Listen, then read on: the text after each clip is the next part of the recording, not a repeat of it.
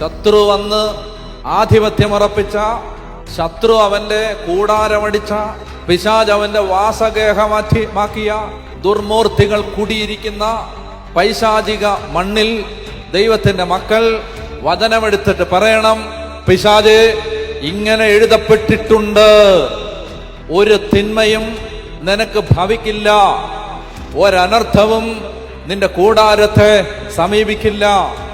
ഇതാ പാമ്പുകളുടെയും തേളുകളുടെയും ശത്രുവിന്റെ സകല ശക്തികളുടെയും മീതെ ചവിട്ടി നടക്കാൻ ഞാൻ നിങ്ങൾക്ക് അധികാരം തന്നിരിക്കുന്നു, ഒന്നും നിങ്ങളെ ഉപദ്രവിക്കില്ല.